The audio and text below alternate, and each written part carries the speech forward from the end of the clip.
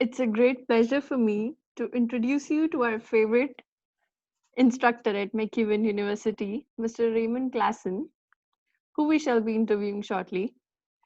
This interview shall cover subjects like career, travel, education, success, and some tips for international students. Mr. Klassen holds degree in philosophy and linguistics as well as religious studies. He is also a certified TESOL and IELTS trainer. His work experience is quite dynamic. He is a teacher, a business owner, and a writer. He has rich experience in retail management, and which led to great classroom lectures in operations management.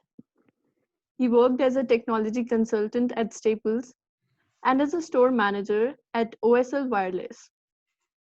He served as the lead coordinator and acting director of studies at McGill University. He is the interim director of interdisciplinary studies at the King's University and has been associated to many more universities. He is the principal and owner at English Education and Training Center, Frog, in Thailand. No wonder he was appointed by the Thai Ministry of Education to train educators. His unique teaching style has charmed us all. Mr. Klassen has authored many books and articles. Currently, he is writing a book entitled Transforming the Mechanics of Living, Hannah Arendt's Critique of Mass Society.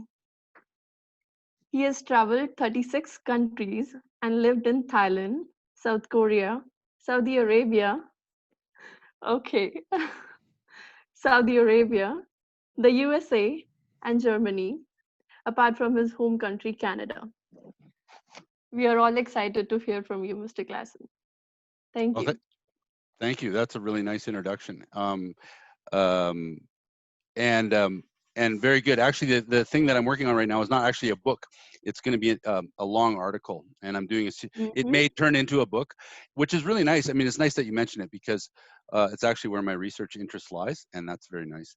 Thank you very much for interviewing me, and for anybody watching this video, you'll know. I want you to know that I've done this. I've asked these lovely people to interview me because they've shown a particular engagement in their studies that's unusual for Mhm. people who have come from an international background. They seem to have clicked into a kind of model of education that is maybe unusual for them. And so I've asked them because they are, in fact, the ones that seem to, in a sense, get it.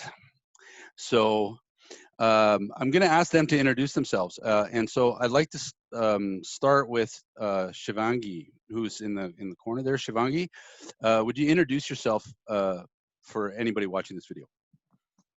Hello, everyone. My name is Shivangi. I am from India. I have done my bachelor's in business administration. Post that, I did my master's in business administration. I was working as a HR consultant in Ericsson. I worked in my mother's firm as a HR generalist, and then I moved to Canada for my further studies and to see what Canada has to offer me. Fabulous. Nandini, could you take it away? Thank you, Shivangi. Nandini, maybe I'll unmute you here.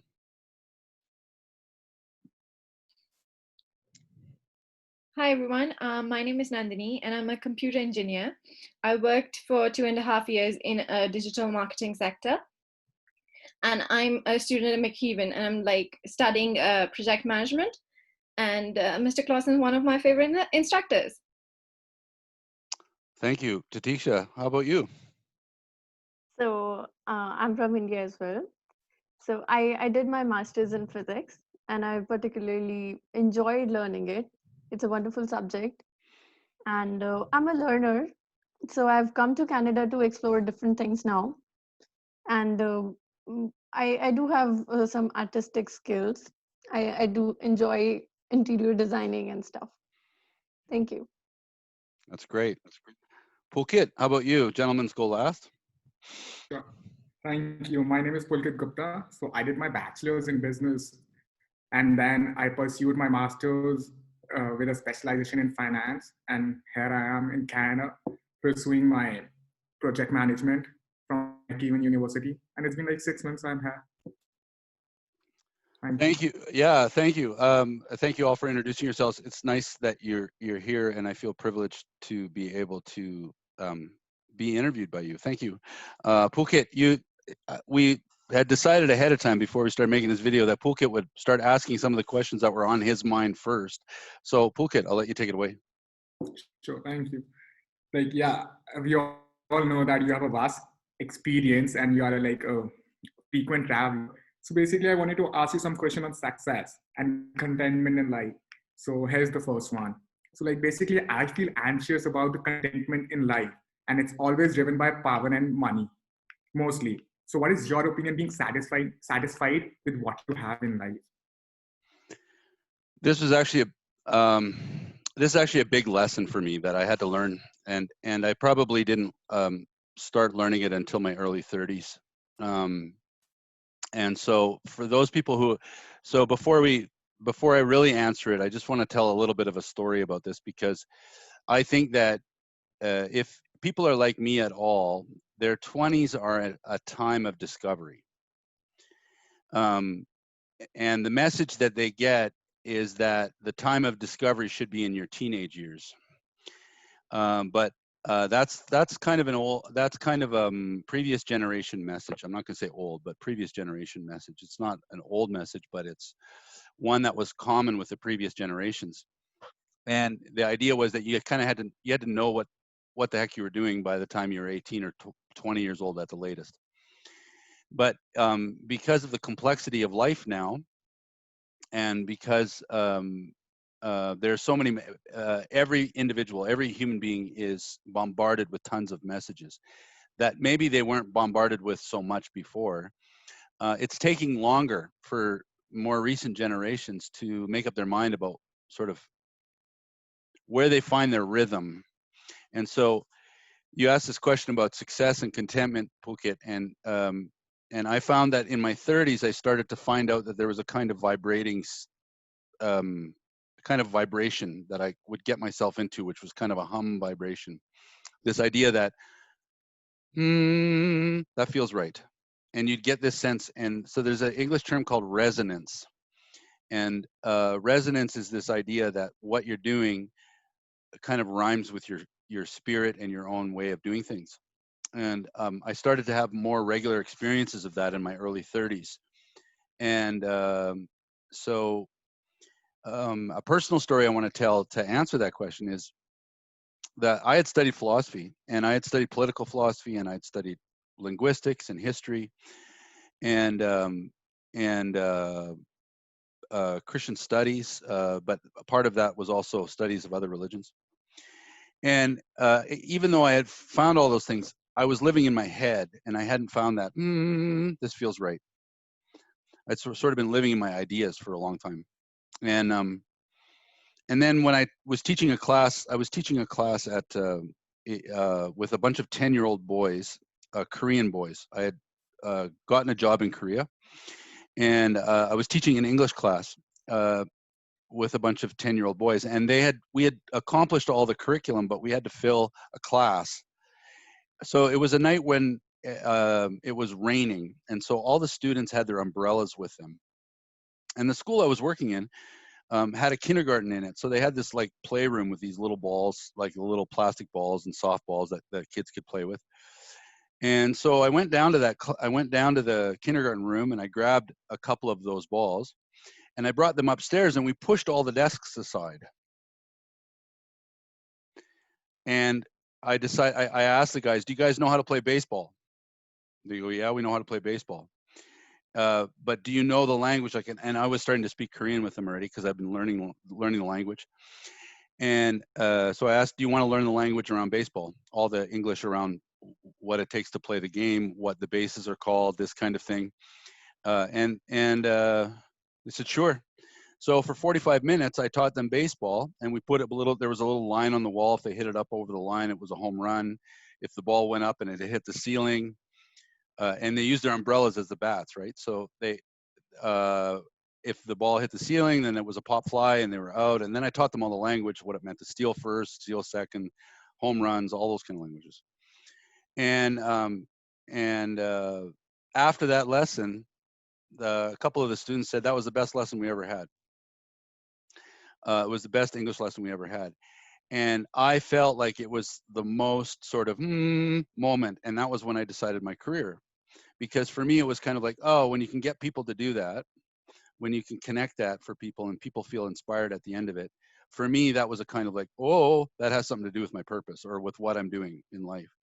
So the idea of success that you asked, this idea of success and contentment is, and I'll say it fairly frankly, and I've mentioned this to you before outside of this video, is that you don't often know where you're going until you get there. And when you find that, that's something to sort of like go, okay, that's what I would call an eternal lesson. That's the lesson that's going to last with me for my whole life. It's a story that I'm going to keep with me for my whole life.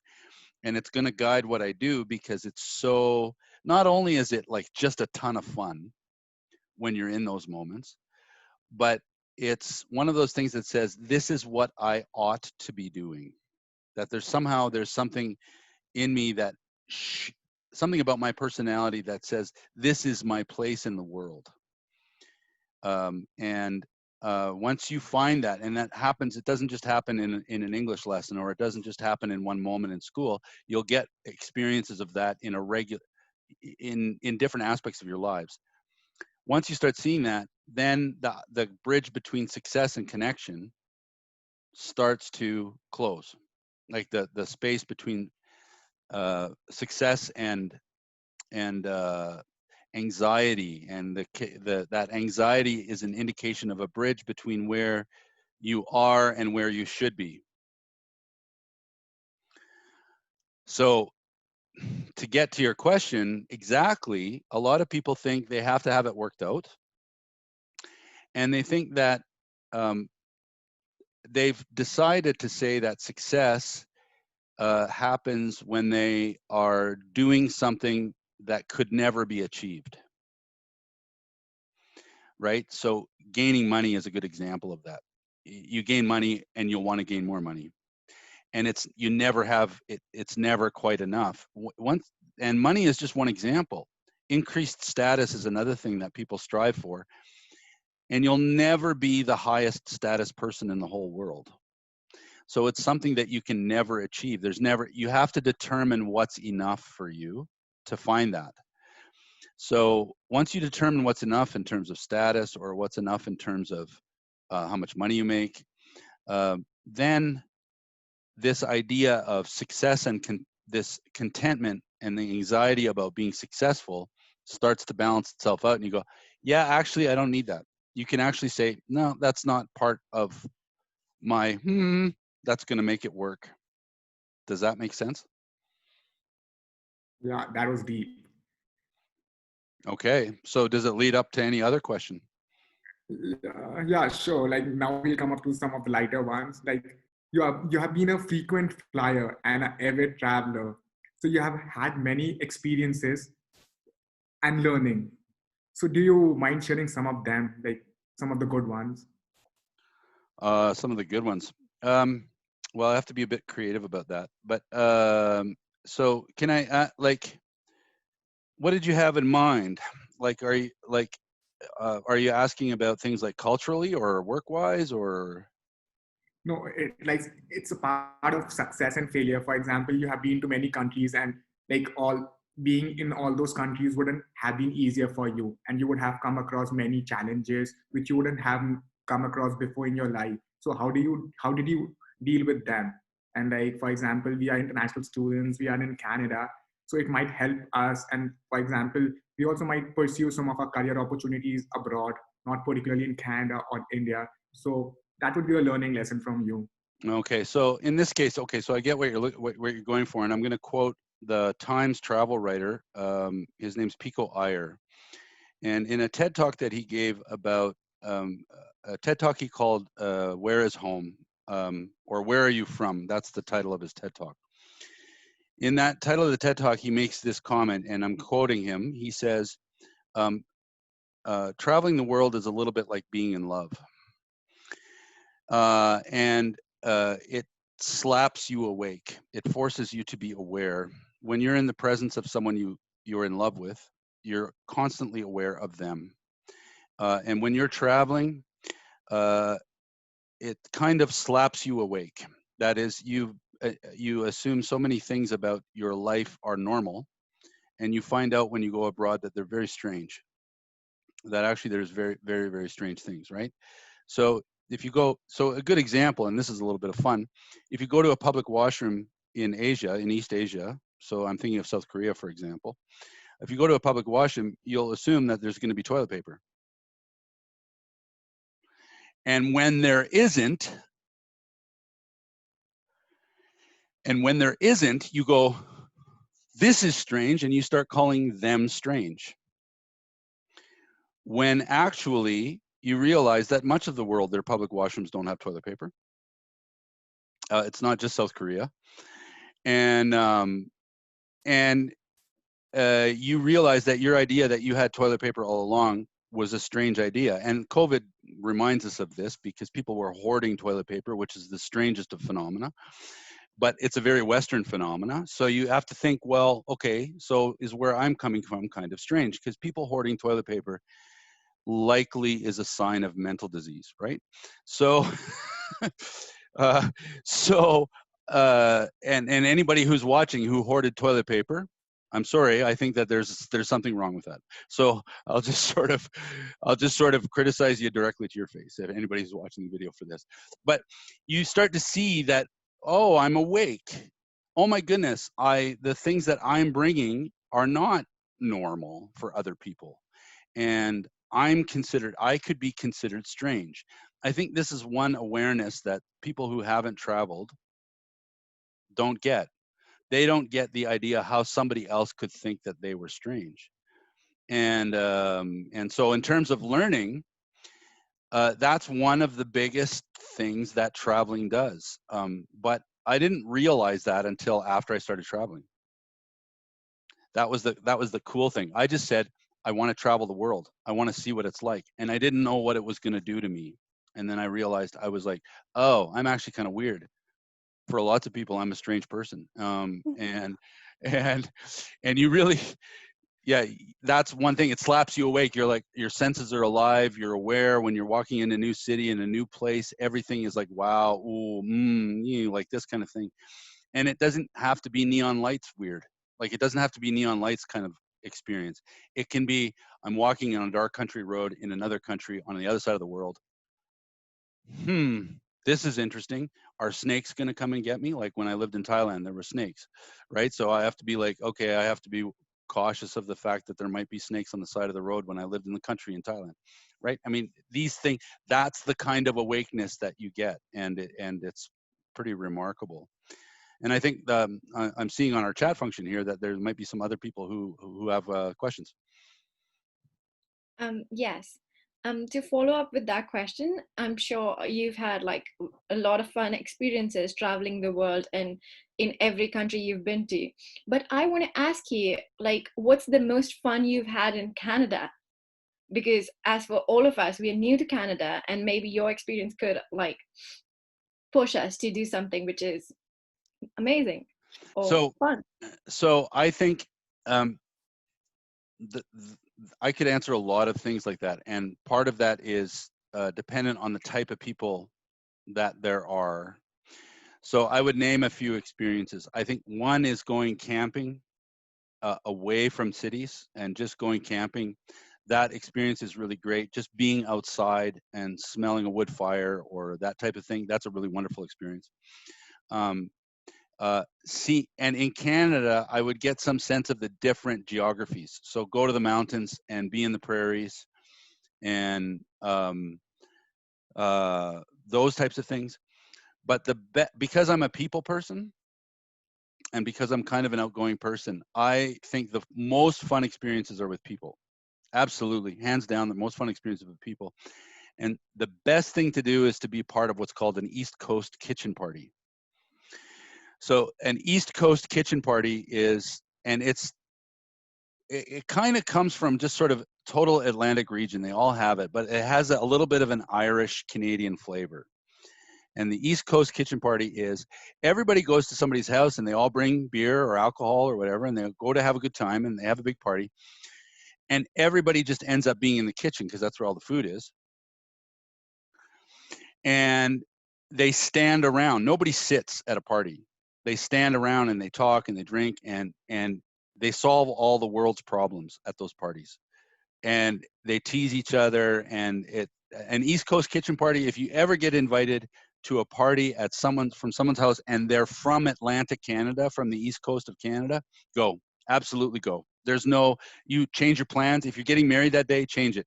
Go to it, right? Right. So like that's kind of one of the things that I think is kind of an essential experience about being Canadian, and essential experience, especially from an outsider perspective. Go and have fun. And you may have heard this phrase, whatever happens in Las Vegas stays in Las Vegas.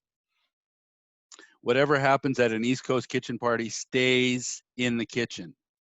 So that is, if you embarrass yourself, it's not going to get out.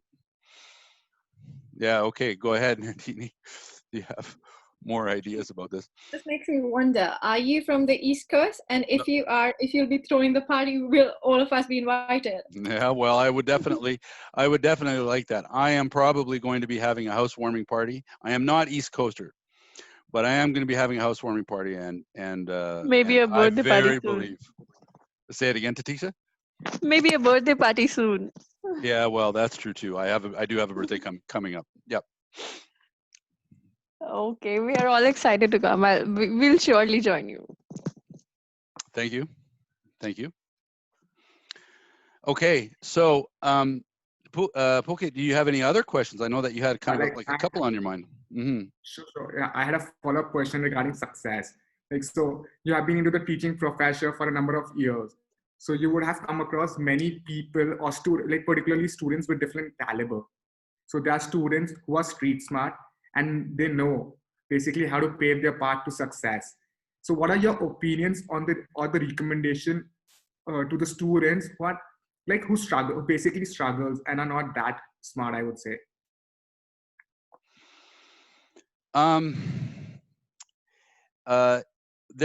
So a lack of street smarts means something different now than when I was younger. So when I was younger, it was the people who lacked street smarts were oftentimes in sheltered religious communities. So I came from a sheltered religious community where once you got outside that community, you kind of were like a little bit lost. But what you're talking about, and what I think is the millennial generation problem, which you guys are a part of, what I think is the millennial generation not problem but difficulty and struggle, is that a lot of people have been what I would say sheltered by their phones. So they've been sheltered by social media in such a way that when they get out to meet in the real world, they struggle. They really do struggle, and they don't know how to just talk to people. So there's a kind of fear of strangers that happens when you're off the phone, because you meet people. Oh, that's a new person, and I don't have a phone to interact with. What am I going to do, right? So my advice to people who aren't sort of street smart, and those are international students coming here, is put your phone down and talk to a stranger. Like, just say hi. That actually, it's amazing how much that works. It's amazing how much that breaks down your fear. People are not out to judge you. People, especially international students, come and they worry about their accents and they worry about how they sound in English and that type of thing. That's not the issue. The issue is the fear and the kind of like, I don't want to look silly. Yeah. And that I don't want to look silly is actually something that stops you. It stops you from living fully, because most people don't actually. It doesn't matter to most people if you come out and look silly, and you can start, it takes some confidence, but you can start out by just talking to somebody and say, hey, I love your shoes. Those are awesome. Where'd you get them? Right? And then the conversation starts. And it doesn't, you don't even have to say, hi, how are you? I know they teach that in English class, but that's lame. They teach that in traditional English lessons, but that's kind of lame. Just say, hey, I love your shoes. How is that? And then it just starts. So Shivangi, it looked like you had a question. You raised your hand.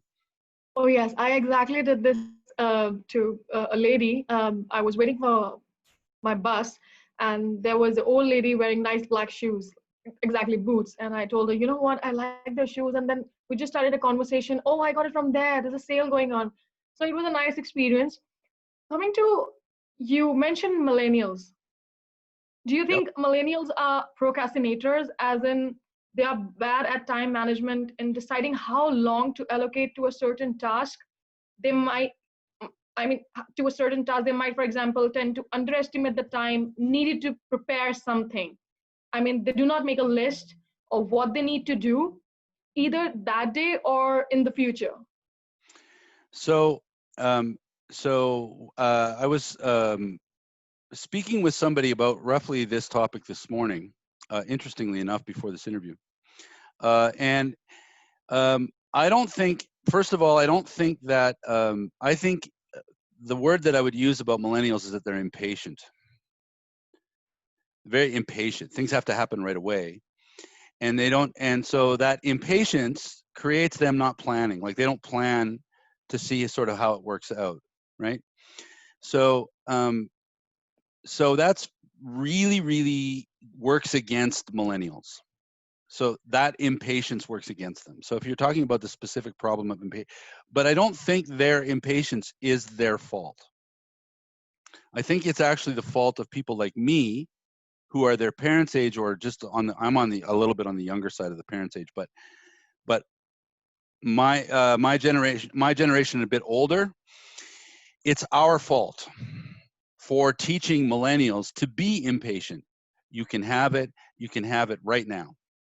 And that's always happened. And we've generated a life of like a structured life built around the idea of convenience and having it right now. And that's my generation's fault. It's our fault. I'm very critical of our generation, but I think the side effect of this is that we have kids who are impatient. So Shivangi, Tatisha, let Shivangi go first, and then Tatisha. Yeah. Oh, You know what? I guess procrastination is something which is there in every age group. I mean, just because you mentioned millennials, I think it's a lot in them. But then everyone tends to delay the things they want to do. Even me, if I want to do something, I'm like, oh, you know what? I'll do it tomorrow, or Right. I'll do it someday whenever I'm free. That's right. So, what do you have to say about procrastination? Like everybody does that. I just have a comment to add to what we are talking about. So, just there's a quote that made me understand this, that we underestimate what we can achieve in a lifetime and we overestimate what we can achieve in a day. So, that would, give me a sense of this how to set our goals long term and short term, as we were discussing in one of our classes. So this quote really helps me get some patience, I would say. Yeah, that's actually a great comment. I very much appreciate, first of all, trying to discover about this issue a bit, because, and then understanding the value of Tatisha's comment that you extend the time of accomplishment over a lifetime. You don't extend you measure it in terms of a full lifespan. And as we watched in class, but and I'll mention it here, philosophers have been doing this. The philosophers of the old time, of ancient times, measured success in terms of a full lifespan, not on a day-to-day sort of thing, and not even on a project management perspective. The idea is, like, a lot of you guys are studying project management. Project management is this idea that every project has a beginning and a kind of end point. And then we tend to apply that project management time frame onto our lives, and we define our endpoint either at middle age or at retirement. And we start sort of labeling those time frames. And then we're screwed up, because actually it's over the whole course of things, and people progress. There's so many aspects to people's lives, and they all progress at different rates. It's kind of hard to make sense of it with just that project management time frame. And so procrastination, to get to Shivangi's thing, procrastination is the belief that you're going to have pleasure. Procrastination is the result of the idea that everything in life is going to feel pleasurable, right? And when it doesn't, I put it off, right? So there's this sort of sense of gratification that we all sort of expect about life. Everything is going to feel pleasurable. And then when something isn't pleasurable, right? So if I have to get my son to do his homework, that's not pleasurable. I don't have fun doing that. I have to nag him and push him and get him to do that. It's not fun for me. But I can't procrastinate about it, because if he doesn't do his homework by a certain time, then it's bad. But you have to get past that idea that everything in life has to feel pleasurable. And I think that's really where procrastination is. It's this pleasure pain avoidance, this kind of, you avoid pain and pursue just pleasurable things. And I'm not even talking about pleasurableness or pleasure as a sexual thing. It's not even about that. It's just about, it feels good, I get energy from it, that kind of exciting thing, right? So yeah. I mean, I say that because if there are native speakers listening to this, pleasure sometimes has a sexual connotation, and I didn't mean to imply that. Yeah. Mm-hmm. Cool. So This I also see. sort of Mm-hmm. taps into the first question that Pulkit asked about the contentment thing. So when we tend to measure our success in the lifetime frame sort of thing, so then we are maybe very this idea of contentment is quite delusional. So I think success is like on a day-to-day basis, or it has to have a time frame. It cannot be measured at the end of a life. I don't want to see it as delusional. I think actually Pulkit's question is right, but the unease you have with it, Tatisha, is interesting. So Mm-hmm. the unease that you have and the unease that Pulkit mentioned at the beginning, there's some similarities to those two. There's two different senses of disease to this, of being uneasy to this. One is that we believe we're going to arrive at some later date in the future. That's Pulkit's unease. And that is very real. That's a very real, lots of people experience that. Most people, I've experienced it. I think most people experience that somehow we arrive where we're supposed to be later on, not now, right? I think that's wrong. I think that's the wrong way of looking at things. But then the idea about pleasure, where Tatisha has now expressed her idea, I think what happens, that's a millennial expectation. I didn't have that expectation growing up. But this idea that everything has to be pleasure, it's not mine. This is your generation's story. This is not my generation's story. But this is your generation's story. And I think that's a big deal. That idea that everything has to feel pleasurable. So you've all probably heard of dopamine. We get a dopamine hit to our head whenever we're doing something quite fun, and to our brain, and it hits the pleasure spot of our brain. That's what dopamine is. That's why the phone is exciting. That's why the addictions are fun, because they all give us dopamine hits. So drugs, alcohol, the phone, they're all addictive, right? And because of the dopamine hit, and everybody seeks the dopamine hit. It's a kind of an addictive impulse that I think that part of it is delusional.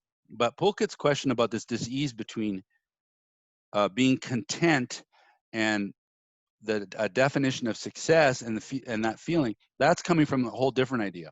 That's that idea again of I'm going to arrive where I'm supposed to be later on. Like I'm not where I'm supposed to be now. I'm going there. I'm on the way there. I don't think that idea is right. Life is not a path. There's a whole idea that life is a path. Yeah. So, To to like kind of add on to all of this, with Pulkit's question about success and contentment, and Shivangi's question about what millennials are doing and everything related to that, don't you think society plays a big role in that? And it's not just what we want, it is what society expects us to be. And I think that is kind of like driving all of us when it should not. What do you think about that? so there's some very strong spiritual forces that are involved in that question, Nandini. And the first is a basic evolutionary. There's a basic evolutionary point. When we measure ourselves against society, the individual against all of mass society, when we measure ourselves that way, we feel like we have to compete with that. So we say very, very strange things like you just said, and you don't even understand how strange it is. Society expects us. Can society have an expectation? Who are we answering to when we answer an expectation like that? Society can't have an expectation, or we can't experience it that way. Like society ignores me. If I want to stay out of society, I can stay out of society, and society isn't going to change, right? I mean, that's the whole thing, right? I'm insignificant to what society is. It's actually coming from inside of us. It's not society's expectations. It's triggers in society, evolutionary triggers in society that say we have to compete with other people. That triggers in us this expectation. It's in a lot of sense, it's generated from within us. And it's not that society expects it of me. It's how I react when I see these things in society. It's a really different way of going about this. And so, does society play a role?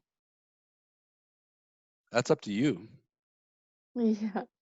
That's up to you. How much of society do you want to play a role? Like, I mean, so if I'm looking at it in terms of, if I think of this in terms of my massive social expectations, when I walk in a store, and that's the most ultimate social situation, is to walk into the market. A mass society situation is to walk into the market. I have hopes and expectations placed on salespeople, on me, as I walk past. They see money in my pocket. They know I'm carrying a wallet either in my jacket or in my back pocket, depending on what I'm wearing that day. And they want to get to that money, right? They want to get to it. They want as much as possible. And if you've ever done business with Chinese people, they're awesome at this. They're fantastic at this. With Chinese people, and I don't want to be too sort of racially, but this is my experience from being in places like Hong Kong and such. When Chinese people are like, I am going to get as much of your money as I can, right? And you guys might be from cultures which say, I'm going to keep as much money as I can, right? It's quite an opposite sort of, right? So if you have, you know, that kind of thing, right? So in terms of social thing, it's kind of like, okay, you have these expectations of me, but it doesn't dictate what I'm going to do. Yeah. Other questions on this kind of topic? I do have some question. Sure. So we talked about you traveling and, all around the world. So you were a student yourself, and you must have come across many hardships and failures in your student life. Could you throw some light on the differences of the struggle you had and the students are having now? Yeah, I can a little bit. So there's some. First of all, you guys have been going through. So a very remarkable situation is that you guys have come to Canada expecting to study in the classroom, and you guys have been forced into online learning. That's a very incredibly unusual situation. You could do that from home. And like you guys could be sitting in India right now, since you guys are all from India. You guys could all be sitting in India and we could be doing the same thing. Like literally, there's not really any difference in that. However, that sense of isolation that you'll get from that, it's the same when you're traveling abroad. There's a sense of isolation that you get from traveling abroad. Now the restrictions are often lifted, so you guys can re-engage together again in terms of like getting together and spending time together, and nobody's going to stop you from doing that. So you guys can. So that was just a pause. In terms of my situation, I experienced isolation a lot. So, so a good example of this, when I moved to South Korea, that was my first real time to be in a language environment that wasn't my own. Like it wasn't English environment, in a non-English environment. I mean, I'd spent some time in Germany, but that doesn't really count because I was still hanging out with just entirely with people who could speak English. And I studied at a place that was in English. But when I went to Korea, I felt totally isolated. I didn't know a soul. I had talked to my boss that had hired me, and that's it. That's the only thing I knew. I jumped on a plane and I went and I landed, and I'm like, yep, nobody can understand me. Absolutely nobody can understand what I'm saying. I've really got to learn the local language. And so I did. But I would go to internet cafes, and in Korea, they're very popular.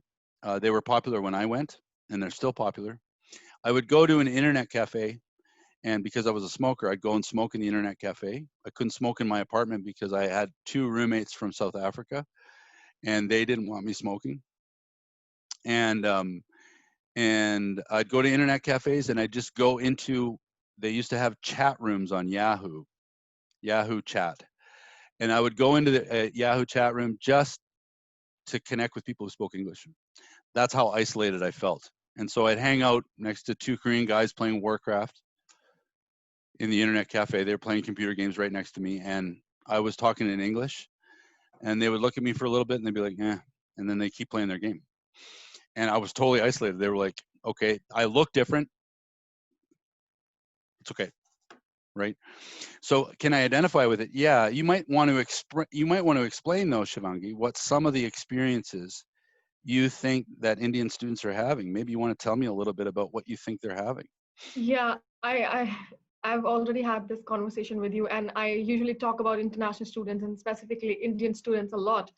And I feel like they are kind of, I'm not sure I should use the word, but I feel like they're very demotivated, and then they tend to choose something easy, or I should say what they're just comfortable with.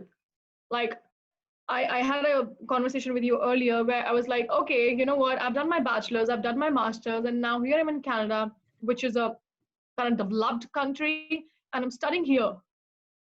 While I'm a student, I'm ready to work at Domino's, Pizza Hut, or anywhere.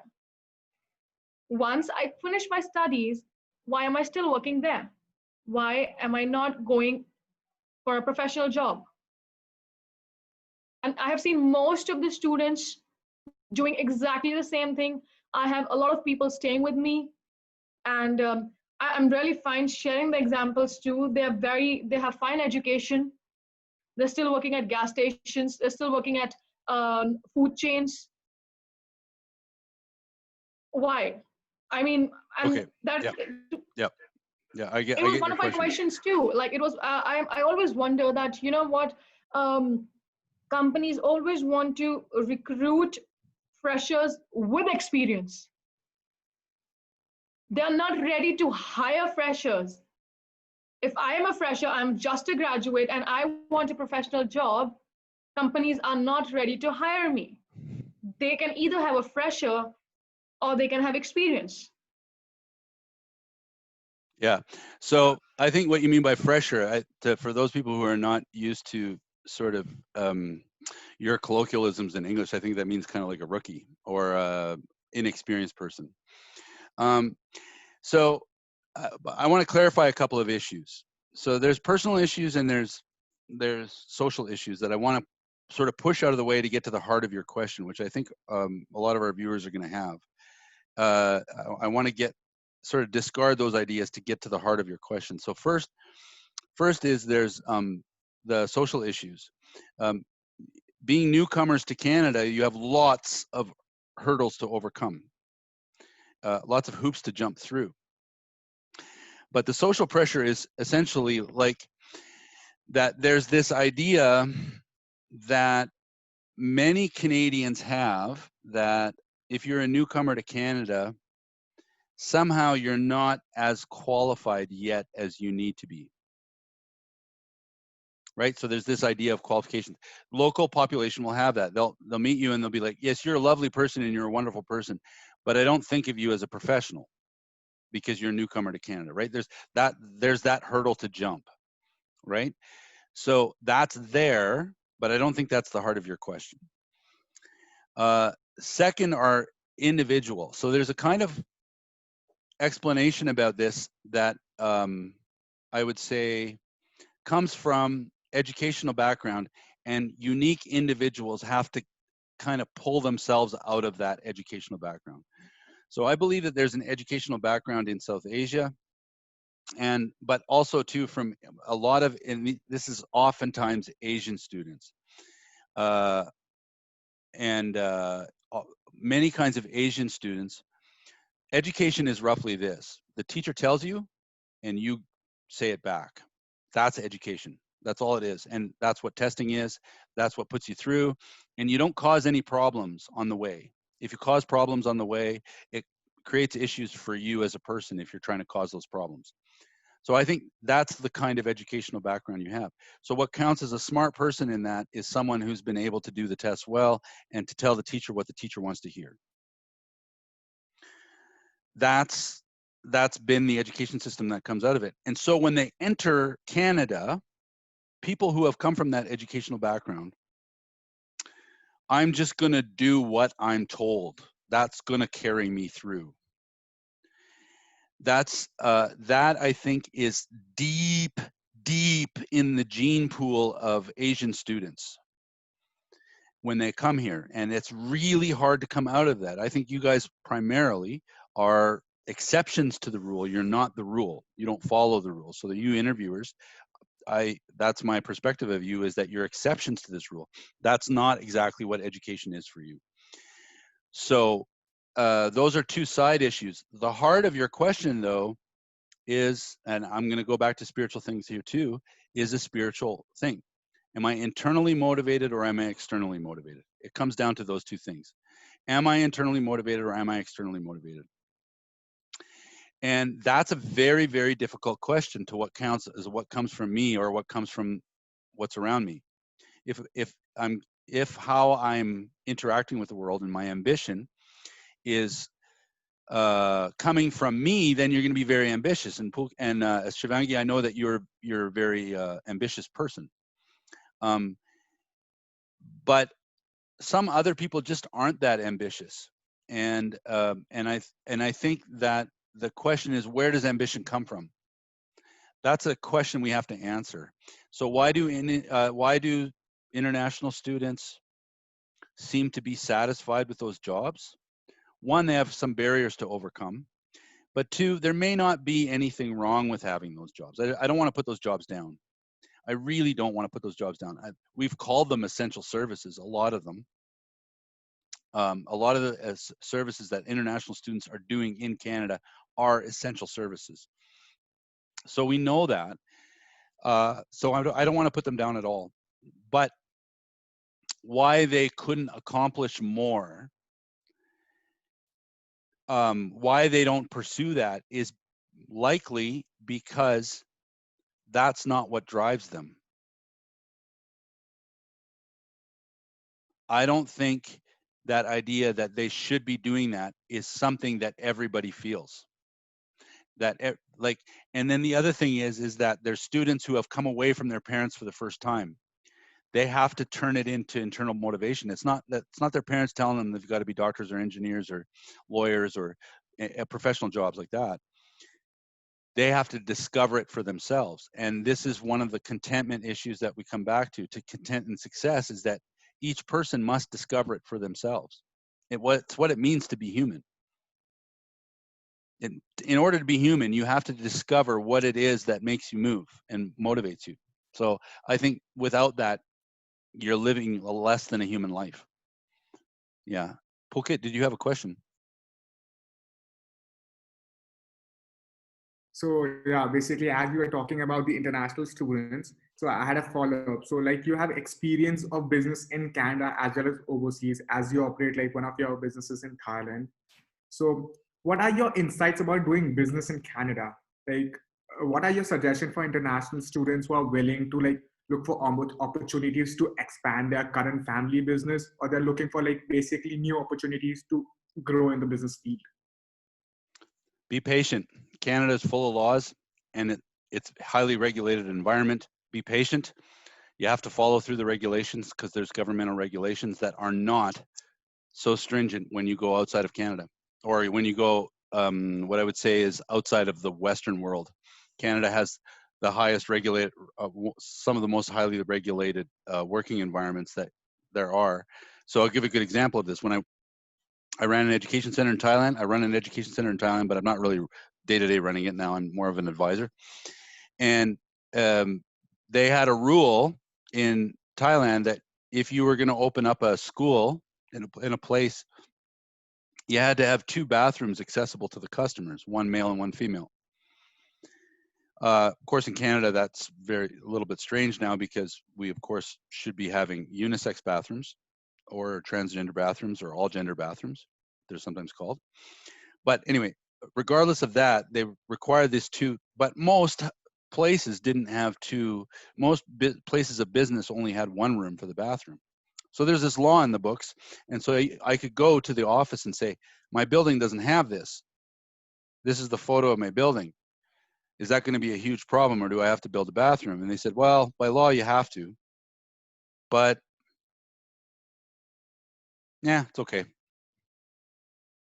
Or give me 500 baht and it's okay. Give me a little bit of money and that's okay. Don't worry about it. So you could get around the regulations so easily. You could bribe your way around it, or some people just wouldn't care about it because nobody would enforce it. In Canada, they enforce the regulations, so you have to follow the regulations. So the advice for people coming here to expand their family business: follow the regulations. They're there to protect people, and it's mostly safety regulations or fear of liability. Those are the only 2 sort of issues around regulation. They're all there to protect you from being liable in case someone gets hurt on your business property, or but follow the regulations. The advice I'd give in terms of business is it's still the same as working from where you guys are from. I believe that the best way to succeed is to cultivate your networks of people. Right? Once you cultivate the networks of people, things start to open up. Yeah, that's a big thing. So for international students coming here, don't just talk to other people of the same nationality. Like, don't just talk to other international students or other Indian international students. Talk to lots of people. Talk to Canadians. Say hi. Your shoes look awesome. Where'd you buy them? All right. And start talking to strangers. Next question. Yes. Shivangi. Yes, talking about advices, um, you have been teacher from a very long time, and you are exceptional at that, no doubt. There must be instances where students must have walked up to you regarding their struggle or for your guidance. Right. To say, I really want to know, like, what struggle students face and what advice do you give them. And the motive for me to ask this question is because I know a lot of people are going to see this, and I really want them to have a little of just the advice they can have, because we really don't know what struggle anyone is going through. And I'm being very specific talking about students because I myself, being a student, I relate to them. Right. So I really want to know, what advice do you give them, so that this is the platform, your advice can reach up to a lot of students and a lot of people. Right. Going through a lot of things. Well, there's lots of particular advices that are advice that I can give. But the one thing is, don't let your agendas push you in present situations. So when you're in social situations and you're meeting people, be present with your mind. Be where you are. Don't be anywhere else. Be where you are. You create your home environment to be a place where you can retreat and let your agendas work. But once you're out in public, be present. It's the most persuasive thing anybody can do.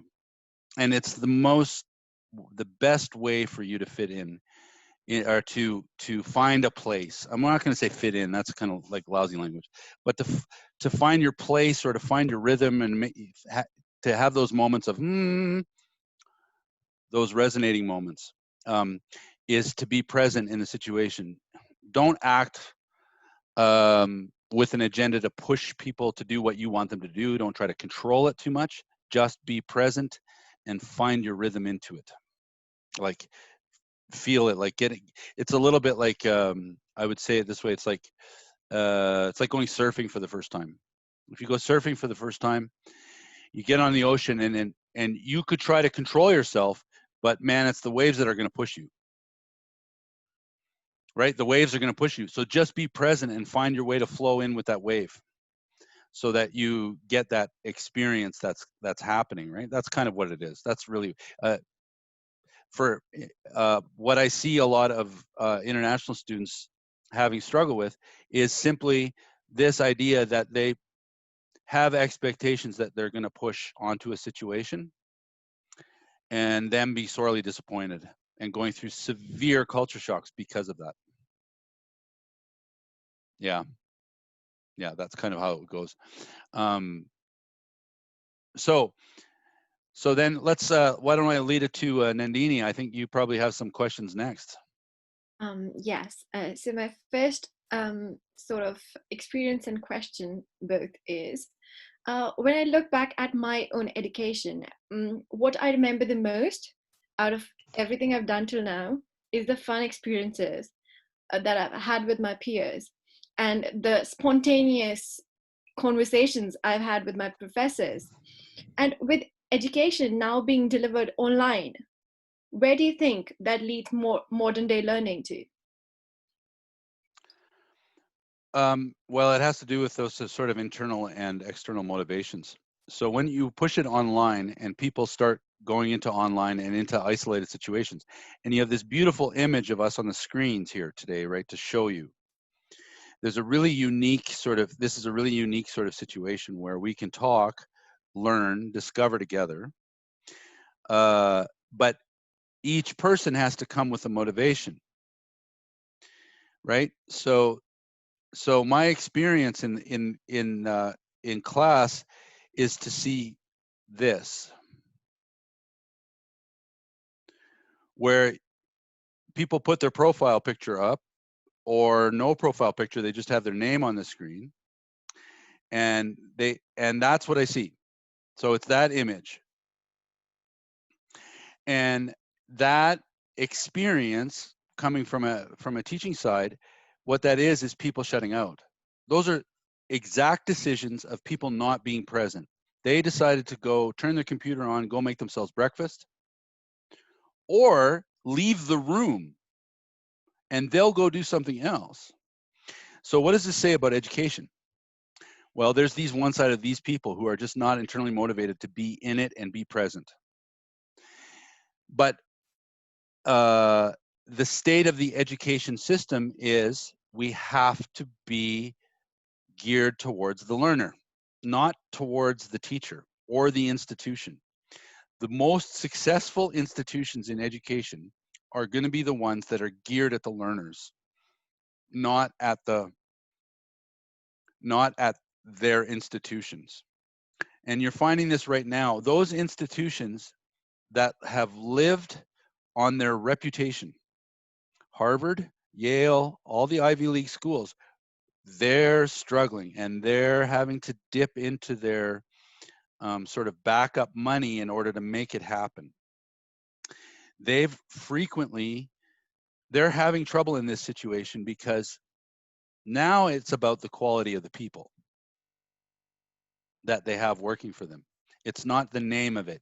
It's in these interactions where the education happens. So when we go online, this is what's happening. What's happening right here and right now. And so I think in terms of education, education has not been present in Canada specifically.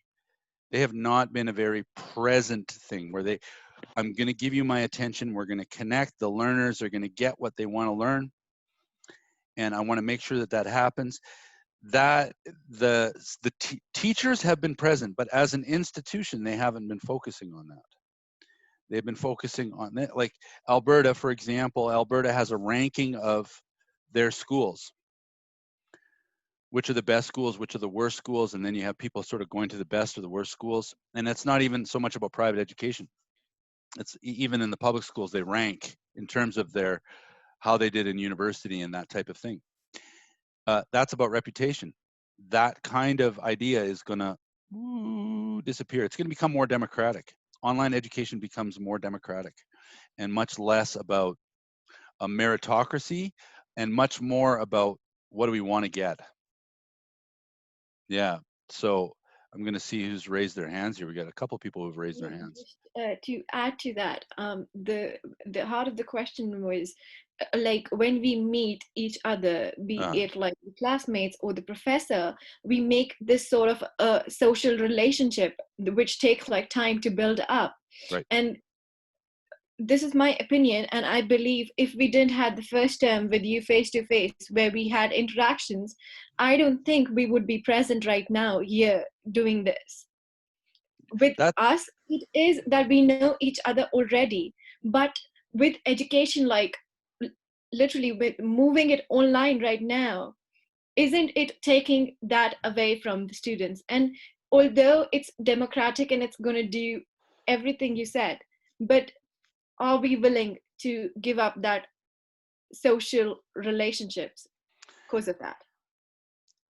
So there's a struggle here. The ones that have been going by reputation, the professors will often pop the lectures up and say, students, go see it. They'll actually deliver it what's called asynchronously. They'll completely asynchronously so that there's no connection. So they'll just deliver the lecture and it's basically like you're doing online education, like you're doing something off LinkedIn or something like that, right? So basically that's what that turns into, is just like LinkedIn Learning, right? And for $20 a month, you can get LinkedIn Learning and learn lots of stuff, right? You don't have to pay the thousands of dollars that you're paying for this kind of education, right? So it's on the teachers to go, okay, we need to connect. The teachers that do that are going to be successful. The teachers that don't are not. And that's what, in terms of the teacher side, but on the student side, the students aren't. You cannot guarantee what the students learn. So you cannot assure it in any sense of the imagination what the student, I mean, you can give a test and the student can do the test, and even the ones that have been learning the most might only get 60% on the test. And the ones who have been learning the least get 85% on the test. So the test doesn't tell you very much. So assessment in that situation doesn't matter. It is the connection. And I entirely agree with you, but online you can make that connection. And now there's opportunity to get together because the restrictions are lifted. And if we know how to slow the disease of COVID, we know how to slow that disease enough so that we can get together, but people will still get together less, but the connections will still be formed. I want you to know that that isn't entirely disappeared. I don't think that's entirely gone. Shivangi, you had a question too.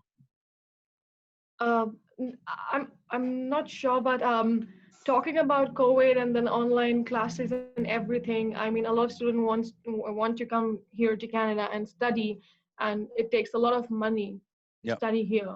Mm-hmm. And when everything is going to happen online, why don't they sit back at their places in India and then attend the classes? And as you mentioned, LinkedIn, like why? I know it depends on the teachers to make that connection with the students in order for them.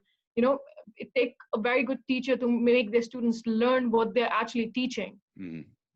But then when everything's going online, why would students still be interested in coming here and then studying? Why Where would students?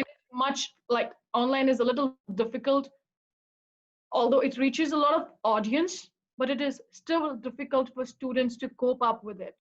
So I have a question for you. First, I have a question for you. You're paying a lot for the education. I know that the way that you guys came in, you're paying a lot for the education.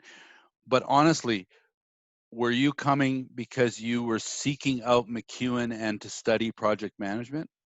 Is that why anybody here came to Canada?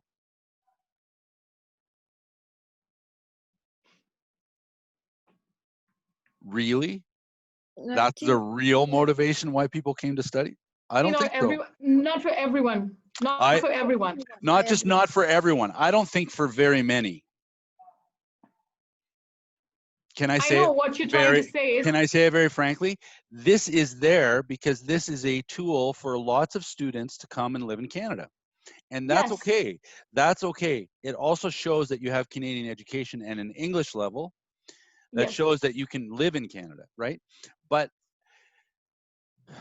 I mean, honestly, are people coming here for this? No, it's about the life in Canada. So that connecting point, the social connection of meeting in person and face to face, that's carried about living in Canada. No doubt about that. You guys are still living in Canada, and there's still something to that. And it's still there. Yes, Canada's going through changes right now because of social distancing and those types of things. But yes, people could come and get this education, but that's certainly one of the lower reasons why people decided to do what they're doing. It's not the main reason. Let's not mischaracterize it. Let's not mischaracterize what the reason is for doing these things. I agree I to what you say to some extent. Yeah, Nandini, go ahead. Me too. I agree like 100%. It's not for everybody, and everybody has different reasons. But my question was specifically focused on people who came here for that education, and maybe they have motives to live here or establish a business. But then to establish a business, like for me and Pulkit specifically, because he Hmm. also wants to start a business, and so do I, this education plays a very important role in that. So Yep. Yeah. I Okay. believe we are getting the like the short of the stick. I believe I would say like that. So I'll let you just state that. Wonderful. Thank you for stating it. I mean, I'm honestly not going to dispute it or correct it. Thank you for stating that. Thank you for stating it out loud. And for those people at MacEwan who are listening to this, hear it. That's a good thing for everybody to hear. If students feel like they're getting the short end of the stick, and we need to understand that as an institution.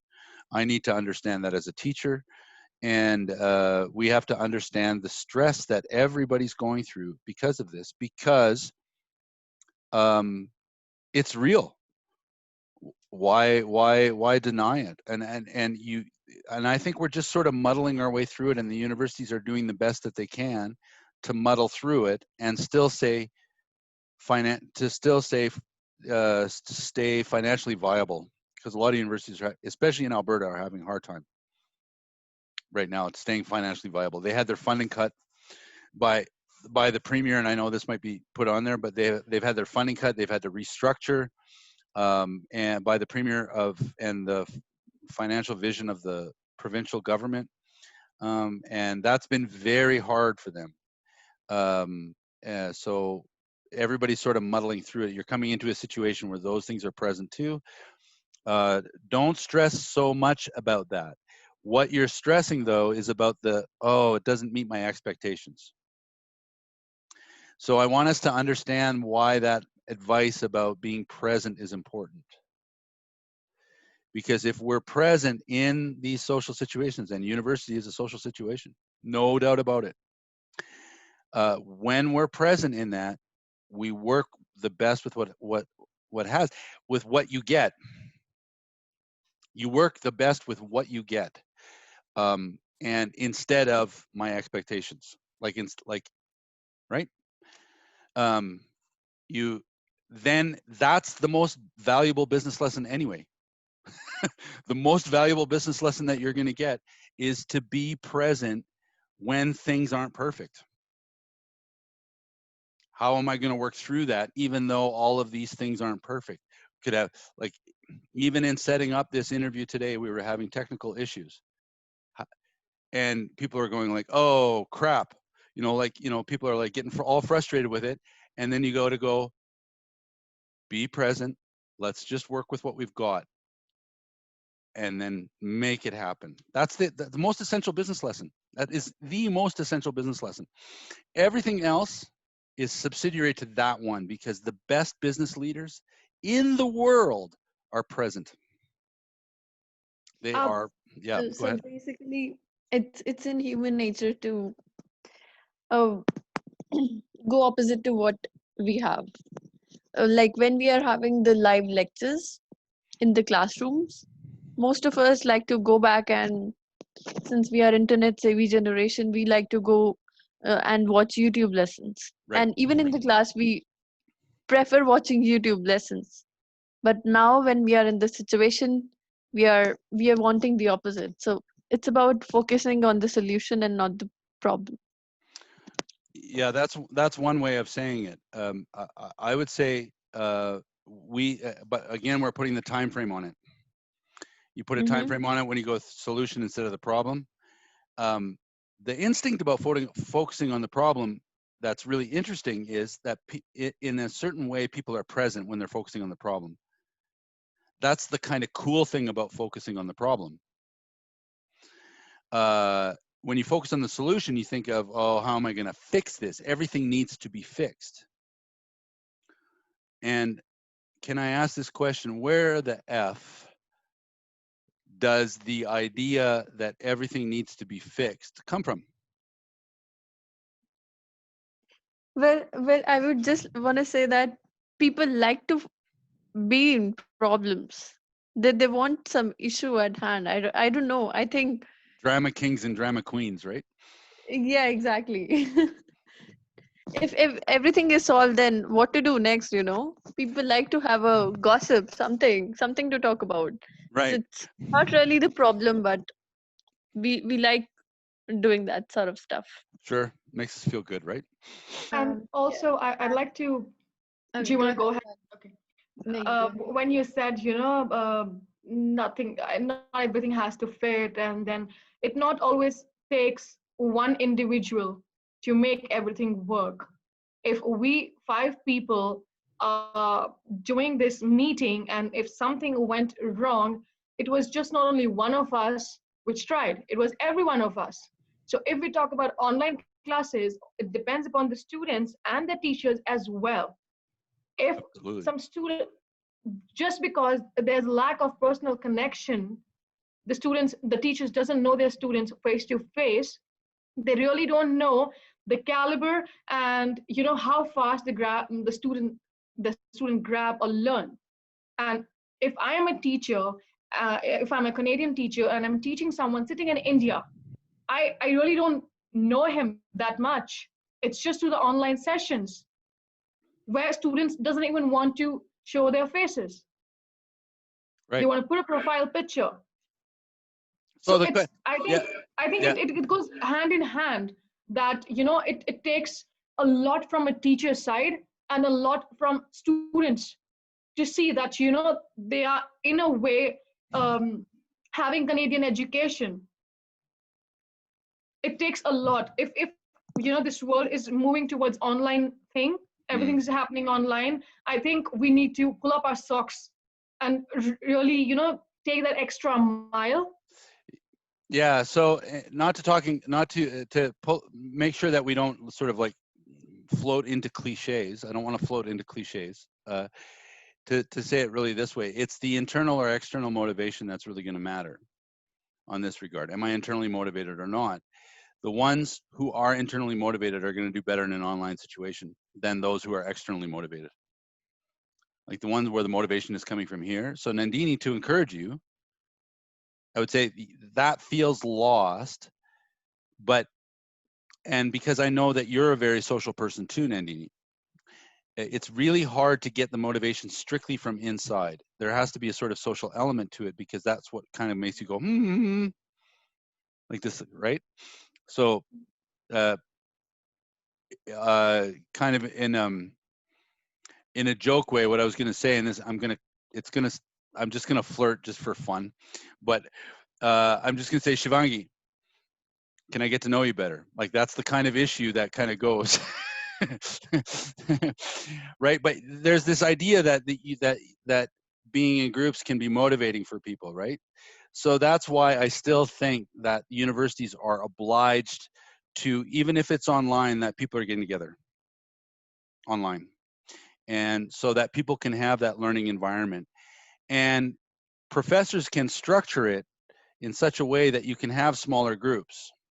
So our technology, whether it's Zoom like we're using now or others, we use Blackboard at MacEwan, you can break out into groups, and you can have smaller technologies. You can go into discussion groups where you're talking together, and like you guys have done, you've connected with each other. That can happen. Anybody else can do that too. They just have to say, hey, love your shoes.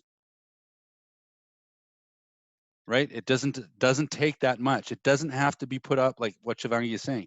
You do not. It's not that the university has to hand it all to you on a silver platter. The students have to somehow make it happen. So yeah, I think that's a good way to sort of deal with those sets of questions. Also, what I was going to add before, when we were talking about problems and solving problems and doing this and that to solve problems and issues, I personally believe, and this is a Chinese proverb that says that if your problem has a solution, then why worry for it? And if your problem does not have a solution, then why worry for it? And to go further from here, and I'm going to enter into more philosophical part of the conversation. So I believe, and it is like the two fundamental objectives of religion were to unify people and provide them with a moral compass. And I believe throughout history, religion has been misused, and it has caused more divide in the society. What is your opinion on this? Okay, so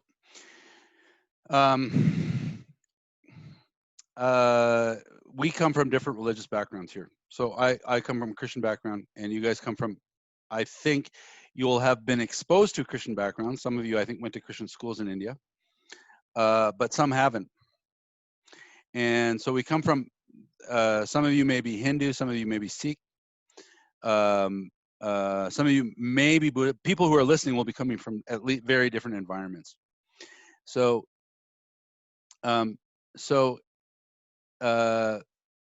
there's one thing I want to say in agreement with what you're saying.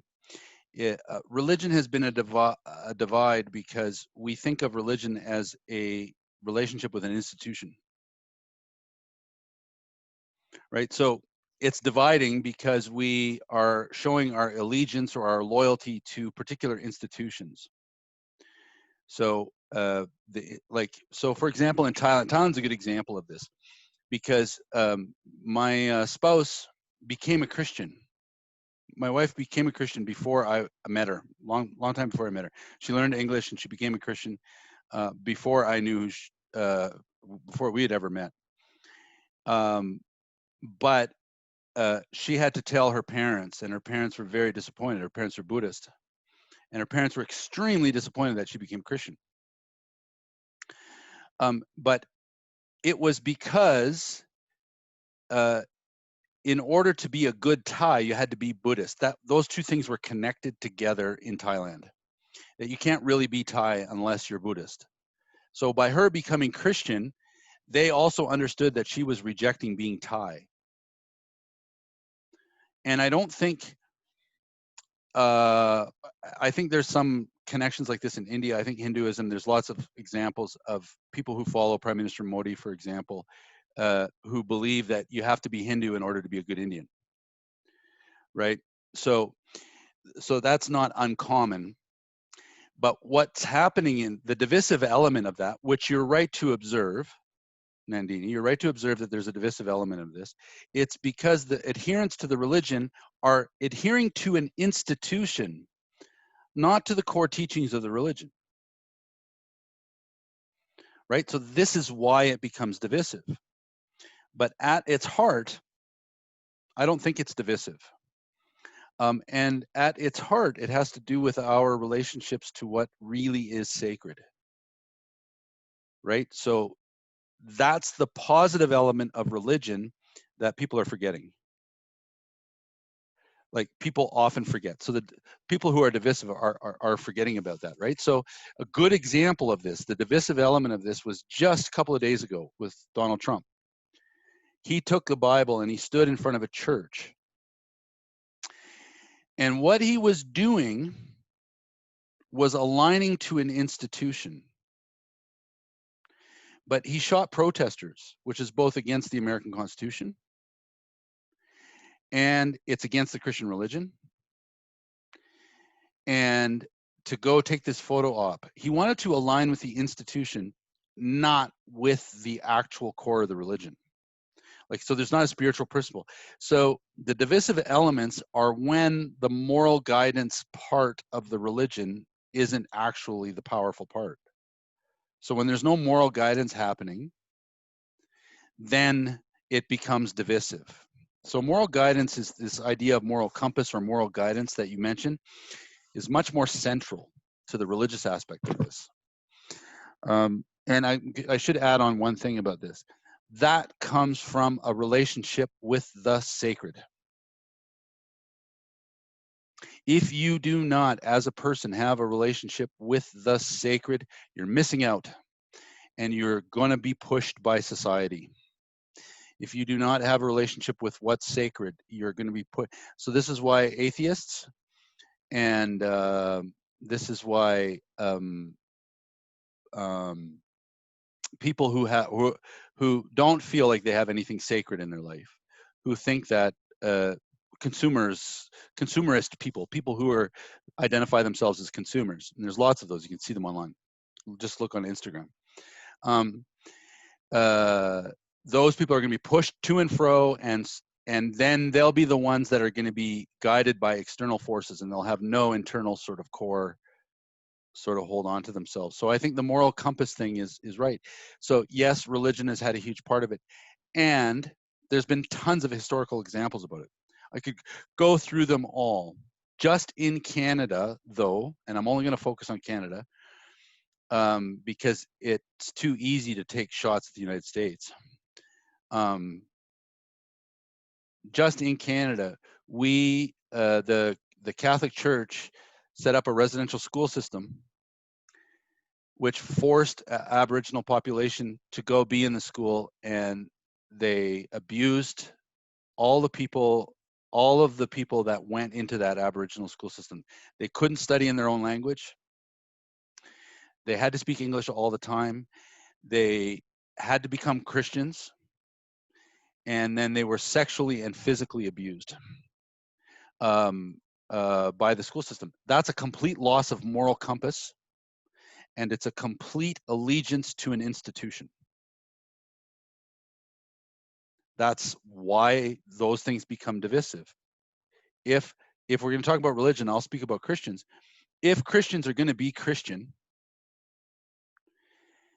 they have to be connected to the sacred, which is they must have a personal relationship with Jesus. As a Christian, that's what they're supposed to be doing. They're supposed to have a personal relationship with Jesus. And they should be confessing their sins to Jesus, to the people they sin to, right? That's because of the sacred presence of God that people do that, right?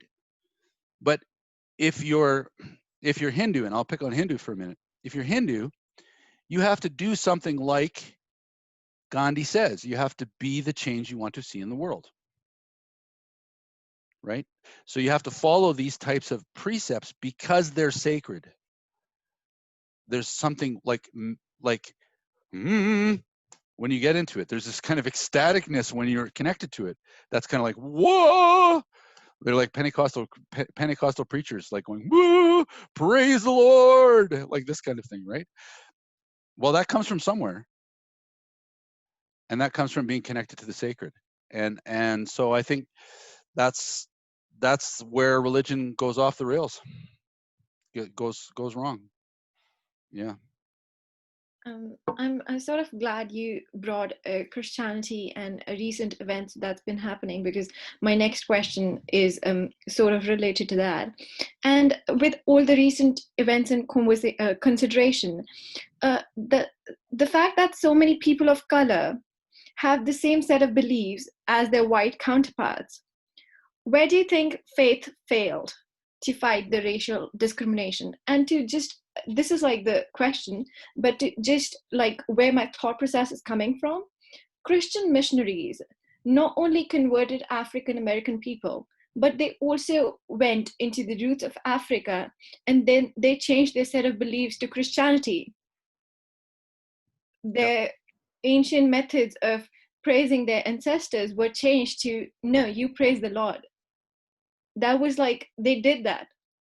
Mm-hmm. But then after trying to like make them a part of their community, to make them part of that one faith, there's so much discrimination. Why? So, okay, so we have to understand the term discrimination. So this is the key part of your question, is where's the root of the discrimination? That's really the key part. What's the root of the discrimination? One is there's a kind of what's in Christian terms we call this Christian and English terms we call this fundamentalist. Fundamentalist means these are the fundamental reasons of how you're going to be saved and how the universe is going to heal itself. You have to believe in Jesus. Like, so I could go on about that. There's a fundamentalist aspect about this, and anybody who doesn't believe in the fundamentalist part of it is going to hell, or is completely separated from God. And so there's kind of two definitions of the same thing. That's what being in hell is just being separated from God. But so there's one aspect of it that it came from that kind of honest mistake, what I'll call an honest mistake. The honest mistake of fundamentalism, which means that you have to believe certain things in order to be saved. Certainly there's evidence for those beliefs in the Bible, that type of thing. But I think it's an honest mistake, because I think that faith is something different than that. Faith is not just believing. The discrimination, though, comes from another part, and this came from mass society. Discrimination was the idea, the discrimination comes in the idea that if you are going to jeopardize our wealth and our property, we will discriminate against you. And I believe entirely that's the source of discrimination. I do not believe, I believe racial discrimination is language that has covered over for that. If you look long enough back into human genetic history, you will find that you, that me, and that a black person have the same genetic history. That race is a fiction. It's actually fictional. And so, but it's been a story we've told to protect our property. And colonialism comes out of feudalism. And colonialism was done this in order to expand the wealth of the empires. They did this, and it would be easier if we converted them to be a Christian. And that's as brutal as it gets, and as farly as let me say it this way. We are going as far into hell as we can as long as we hold on to that. We're going to pursue our own hell just by doing that all the time. Let me say it that way. We're pursuing our own hell by holding on to that idea that we have to protect our property. Doesn't make sense. That's pretty hardcore, but and I'm sure the people, the business department at McEwen doesn't want me to say that, but that's okay. Okay, let me break the mood here a little bit. Sure. And my questions will be focused around your travel experiences. Wonderful. Yeah, so for you have traveled 36 countries, and for most people it's a dream to be able to travel the world. But I think most of them think it's not really possible, or they don't really realize their dream. So my question to you is, when in your early childhood did you first dream of going abroad, and how did your international journey begin? Actually, it didn't happen in my early childhood. It happened in my later childhood. Actually, I would say my late teens. I would happen. Oh, It happened. Started happening in my late teens, and it was demonstrated to me by my mother. oh, interesting. Yeah, my mom gave me that inspiration. So she's traveled to more countries than I have even, Oh, and wow. she took whatever opportunities she could to go travel abroad. And one of the most interesting things was, I had this idea: I'm going to go to another country and I'm not going to make any excuses. That comes from a specific experience. I'm going to go to another country and I'm not going to make any excuses. I'm just going to go, because there was a specific experience. It was in 1986, and there was the World Expo in Vancouver. We had traveled, as my brother got married, and we went to his wedding, and then we went to the World Expo in Vancouver. And if you go to Vancouver, there's lots of the buildings from that expo still up and around the waterfront. And Cool. so, as a family, we went, and my mom stayed behind because we had like extended family in BC, so she was going to stay behind in BC to visit. And I went back with my dad to Manitoba, because my dad had to go back to work, so he was going to take care of me, and then we went back to Manitoba. Well, he didn't have to take care of me; I was already a teenager. But anyway, I went back with him, and then my mom had booked tickets from Vancouver and didn't tell my dad. Had booked tickets from Vancouver to New York and then to Israel. And she had planned a trip with her best friend, who was also from our hometown. And she phoned my dad from the airport in New York and says, I'm in New York and I'm getting ready to board my flight for Israel. Sounds like a movie. And she just told him. And I was on the other end of the phone. Like, I could see my dad's reaction. It wasn't like I could hear my mom, but I could see my dad's reaction. He's like, what? You, Lydia, like, huh? I mean, that was my dad as he was like hyperventilating, like he couldn't breathe, and he was like having a hard time. And so my mom inspired me, because it was like, I could go wherever I want, and I do not have to ask for permission from anyone, because my mom didn't Did even just ask for permission from her husband, who she'd been married to already for 30 years. Right? So, okay, that can be done. I want to do that. I guess now we know where you get your personality from. Oh, maybe. But that was my mom, and she was the inspiration. My dad always, we have this phrase in English, my dad always had to have his ducks in a row. Everything has to be perfect, right? So ducks are those sort of little garden decorations or whatever, and before you go out of the house, you have to make sure that they're perfectly lined up. So it's wonderful. So everything at home has to be in order before you can go outside. My mom was not like that at all. Life is crap at home. I'm gonna go traveling. That's it. So that's kind of my inspiration. Yeah. pretty interesting. So can you tell us about how you first stepped out of Canada? Well, okay. So the first step out of Canada that I did was when I was 18. I went to Germany, and I was chasing a girl, actually. So I studied in college for 4 months in a college in Germany. It was a Bible school, and I went there for 4 months.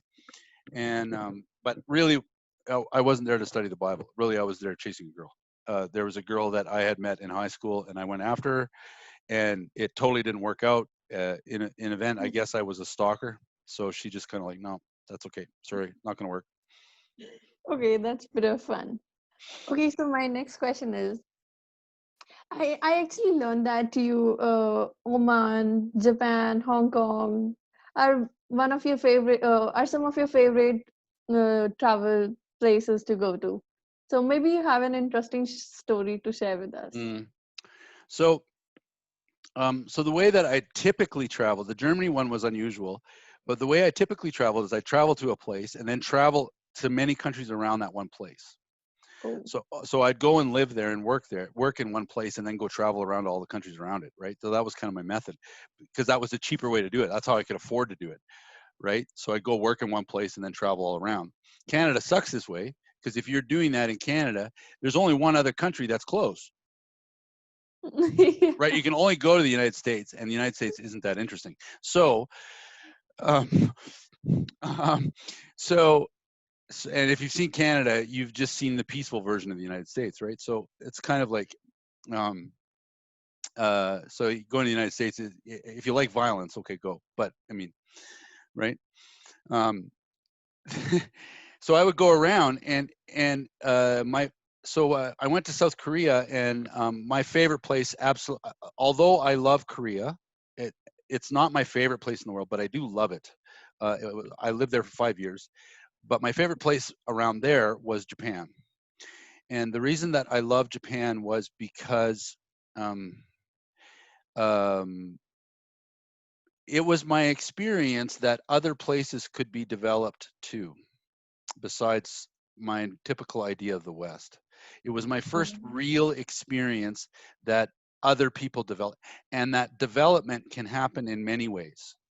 Mhm. So of evolution and a kind of like a great place to live can be developed in a number of ways, and it doesn't always have to be technologically. Japan's very technologically advanced, but I went to the countryside outside of Tokyo, and I went to an onsen, and an onsen is like a bathhouse, and you could stay overnight, and then it's kind of like a spa. A bathhouse means a spa, like there, it's kind of like a spa environment. And I stayed at this place for 2 days, and it was a total just a spa experience in the mountains, waterfalls coming down rocks, and it was quite a beautiful place. And I found that most of the people there weren't connected to the internet, or they were not interested in that kind of thing. They were very kind. They weren't like outgoing kind, but they were respectful kind. And so I found that my first experience of development there, and the fact that spas were a big thing, like somehow relaxing can be a central part of a cultural life. That's wonderful. Yeah. Like, my goodness, that's wonderful, right? It's not just a consumer part of life, it's a central part of life. So Japan was great that way. And in Thailand, I would have to say that the strongest spiritual country is Thailand as a country. They have they're very proud, and they're very, very strong in the sense that they can take in many different cultural influences and they still keep a basic identity. So they have tons of Indian influences from different parts of India. There's lots of like, there's Hindu temples and all of that kind of thing that are coming from India. Mhm. I found them to be the experience of living in Thailand is really strange, but Thai people are very sort of like, wow, it's really hard to shake a Thai person. Like, it's really hard to get them to, you can't persuade them very easily. They're like, oh yeah, well, that's really nice, and they won't change at all. Like that, they just stay the way they are. Right? Why don't we try this food? They'll try it out and they go, oh, that's delicious. But I kind of like sticky rice, and then they'll just sort of stay with that idea. But the coolest experience I had was when I lived in Saudi Arabia and I went to Oman. And Okay. and the reason I loved Oman, and I'll finish this question with this, is the reason I loved Oman is because the whole area in the Middle East is filled with tension. There's a lot of fighting with each other and within their own countries, and there's a lot of tension that's going on. And there's a lot of rules in Saudi Arabia. They have they're fairly strict rules. Women have a lot of sort of restrictions, and there's um, Muslim people won't say this, or Saudi people especially won't say this. They won't say that they're discriminating against women, but there is senses of discrimination that are present. And like they don't let them drive. When I went to Oman, it's this. Like there's this kind of, hey, how's it going? Cool. All right. It's a little bit like it's like Oman are very smart people and they're very kind people, and everything's quite beautiful. There's big geography, beautiful geography in Oman, but the people were like, it's almost like they're all smart and they're all on marijuana. Mm-hmm. They're all smart and they're all high. They're not, but that's their personality. Is just kind of like easygoing. Everything's okay. Like, yeah, it's all right. I'm not going to get in a fight with you. I'm not going to get in a fight with you. Let's just hang out. Let's go golfing. Something like that. Like that was the kind of experience that I had in Oman. And I found that to be very pleasant and wonderful. And there's a kind of, I would have to say there's a more cosmopolitan feel in Oman than there is in Toronto. I actually am reminded of a movie that I saw recently, Tom Hanks movie, A Hologram for the King. Oh, I have not seen that. Interesting. Oh, so that your experiences bit of remind me of that movie, and then suddenly amongst all the rules and restrictions, there was a villa sort of a thing where there was a party going on and there were drinks. Otherwise, it was drinking was not even allowed in the any place actually. Right. So yeah, Right. it's a pretty interesting movie to watch. Mm. Oh, Yeah, one of the nice things about Oman is that they've got this sort of cosmopolitan feel, but they've picked up the best of many of Arabic culture. So Arabic has lots of good things about its culture. Arabic cultures have lots of good things, and one of the things is this idea that they care for other people. So if they meet outsiders, they'll be very kind and welcoming, and if they need assistance, they'll help them. And they really don't have the sense that you should be excluded or included. They're this, no, because you're here and we're here, I should help you, that kind of thing. They were really nice that way. That's why I call them cosmopolitan, because they had this sort of everybody's okay kind of attitude. oh. Yeah, So let me switch to my next question. sure. So your wife is a Thai, That's and you correct. have two beautiful kids who are being Yeah, raised in, yeah. It depends on being raised in Canada. depends on what day you ask me whether I think they're beautiful or not. Yep. So they're being raised in Canada. So I want to know uh, how rooted or how familiar they are with the Thai culture, the language, the rituals.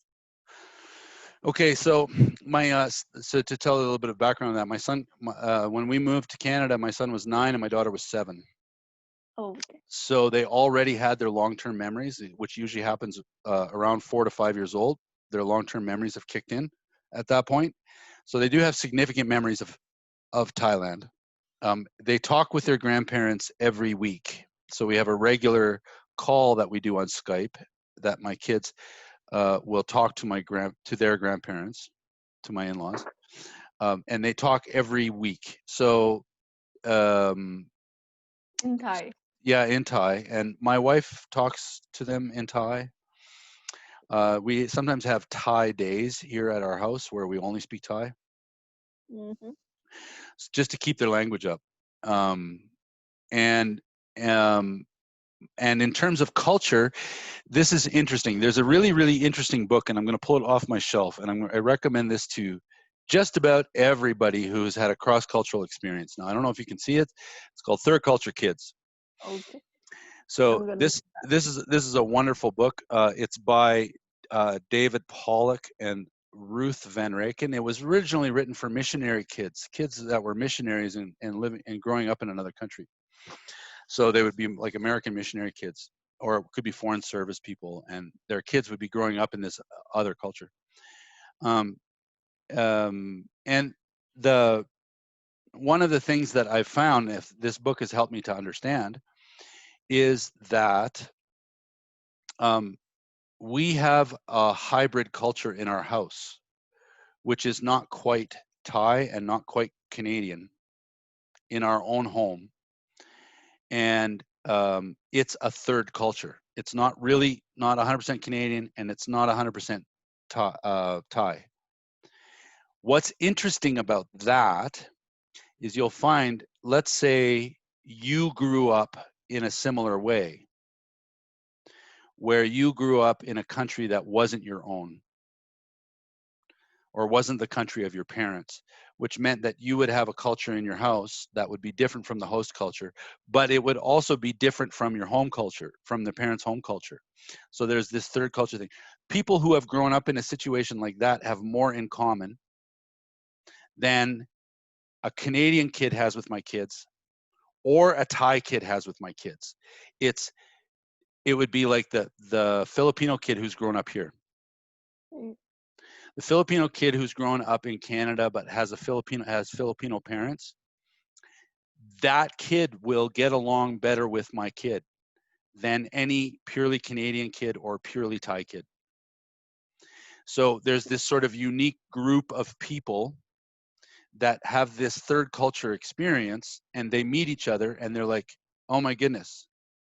So in terms of being tied to the culture, yes, there's a connection to both, but they act like extremes that find out where they're comfortable. That's basically what I can say. We love Thai food. We love Thai food. We eat more Thai food than Western food. We love Thai food. There's some examples of Thai music that are good. There's a Thai sense of humor in our house, so we tease each other a lot, which Canadians don't do. But then there's aspects that are Canadian too. So we work professionally like Canadians do, and that type of thing. Yeah. So there's kind of blend. Many third culture families can purely relate to you right now. Yeah, and I think there's a lot, and I think that this is really interesting for international students who are going to have kids, and I can see it in Pulkit's eyes. He wants a son. That if he has a kid here in Canada, he's going to have a third culture kid. I would say you have nice reading abilities. Say it again. I would say you have nice reading abilities, that too, especially eyes. Oh, well, okay. So I know the look in my eyes when I'm wanting to make a baby, right? So I know that look. Anyway, so that there's for those international students who are going to make a home here in Canada, going to become permanent residents and eventually become citizens, or just stay permanent residents for their whole life, whatever the case is, they have to understand that their kids are going to be this sort of hybrid reality. Yeah. Let's do one or two more questions and then we'll stop. Yeah. I have a couple more questions. Yes, I have a follow-up question with this one. As you mentioned, Good. that your in-laws are very conservative people. So how did, like, when your wife told them that she wants to marry you and you're not Buddhist and you're not even Thai, how did that situation unfold? Okay, so it was accidental that they found out. A complete accident that they found out. It was total accident. So this is a kind of funny story because so I went and visited her in Thailand. I was living in Korea and she was in Thailand, and I went and visited her in Thailand. And that's kind of like how we met. But then later on, when we became really romantic, I stayed at her apartment. So I stayed at her apartment, and she worked at a university that wasn't very far from her apartment, right? So she had to go to work, and I was in the apartment, and her cousin and her aunt came to the apartment and knocked on the door, and I opened the door, and it was hot, so I was wearing just like shorts and a t-shirt, and I was in the apartment, and they were like, oh my goodness, like this kind of thing, right? Total accident. The family totally it was totally let out to the family at that moment. As soon as they saw me, they were like, okay, everybody knew, right? So that was a total accident. And then I met her parents at a funeral. So when I met her parents, actually, I met them at a funeral. Her grandmother died. They had the funeral. I happened to be there, and she goes, "All right, this is as good a time as any. You're going to come and meet the family at the funeral." So we went back to her hometown. We went to the funeral, and I was the only white person there. I was the only person of a different race. I was the only non-Thai person there. And Thai people are short, right? And I'm 6'3". So when I walked in, it's like King Kong walking into the. It's like a white King Kong walking in, right? So everybody was like, "Oh my goodness," right? And then but the greatest thing was, her father was a smoker, and so was I. That's where That you was connect. awesome. That totally helped me bridge. Like, you think it was some sort of spiritual connection? I'd say no. It's because we both smoked. It was cigarettes that brought us together. Quite interesting. Okay, Okay, so Tatisha, yeah. yeah. So your life has been essentially shaped by your international exposure, right? So can you imagine how different would your life be if this was not the case, if you had no zero international exposure? Oh man, I would be depressed. Uh, uh, in What comparison, sort of in comparison. career? Yeah. So the whole thing is I could go into it. I don't think that Canadians are the happiest people in the world. So they're sad and they're sort of depressed. So if I had just sort of stayed in this sort of environment, I'd probably be more like that. Um, but um, but I think my life would not be. So there's one thing I do want to add to this. My life would not be as wonderful as it is unless I knew people who were very different from me. So I think would you like to suggest that everybody should have international exposure in order to have a fuller life? Um, well, not everybody has that as an ability, right? I mean, there Yeah. might be lots of people who just do not have the economic means to make that happen. Um, so I'll twist it. If you can do it, yes, go do it. Like, if you can, go do it. And you can do it before you have kids or after you have kids or while you're having kids. It doesn't matter. Get it done if you can do it. But That's a really wonderful message. if you cannot do it, if you don't have that access to that international experience, make sure you talk to somebody who is different from you. Different ages, different ethnicity, different language. And so you have to figure out how to communicate through those things. Put different people in your life. Stop living by your Facebook algorithm, by your social media algorithms, which always just show you stuff that you like. Yeah. Don't live that way. Do something you don't like. So I'll give a good experience of this. One of the most magical experiences I ever had was with a live octopus. I'll let it sit there with you for a second. Um, so um, I was in Korea, and I was with two of my very good friends. One, his name is Gardner, and I'll call him Ben just for this story. One, his name is Ben, and the other one, his name is Steve. And we went out to eat at this live octopus place in Korea, this place that served live octopus. So we got to try this. Okay, so let's go try this. So three of us go to the restaurant and go try it. And we're having this conversation, and it's kind of like we're solving the world's problems and drinking soju, which is like Korean whiskey or rice whiskey. And we're half drunk. We're solving the world's problems. And Ben and I are in this conversation, and then we were looking at each other and talking to each other and disagreeing. And then we go, "Isn't that right, Steve?" And Steve is like, because he had eaten so when they serve the octopus, they've cut it up, right? But it's still moving on the plate. So, and when it's still moving, the suction cups on the legs of the octopus, they still work. So he had tried to swallow one of the legs, and it had gotten stuck on the side of his throat, and he couldn't get it out. One of the most magical experiences where you do something completely other. That's not an experience we would have had in Canada. We did something completely other, and we laugh ourselves silly because of it, because it's that idea where we were in such a serious conversation, and really this guy is being killed by something he's trying to eat. So he's trying to dig it out, and he can't. He was okay. He was okay in the long run, but yeah, that's it's kind of one of those things where you're experiencing something other. It slaps you awake. It's like, oh yeah, right, Yeah. that can happen too. I didn't expect that, right? Like that kind of thing, right? So it's Yeah. that kind of that whole thing, right?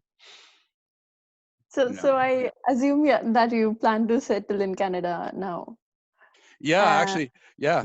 I actually just bought a house. Just this yeah, week. Just this week I bought a house. so I guess in the end, your own country is the best place to be in. Well, okay, so there's a very real reason for this, that we settled here. We want our kids to study here. We think that still studying in Canada is the best thing, or the Mm. best thing available to us. Let me say it that way. It's the best thing available to us. Not saying that there isn't other better education out there. So that's the reason why we're settling here, and I'm buying a house in order to sort of like not pay rent anymore. Basically, that's it. And so we picked Edmonton because I got work here. It's meaningful. It's an affordable place to live, but it's still kind of a big city. And but I tell you, when my kids move out, I'm going to be writing books on a beach in Thailand with my feet up. I'm going to go live on the beach, and just going to be like, okay, I want to write. Now I want to go swimming. Like my parents will have passed away by that time.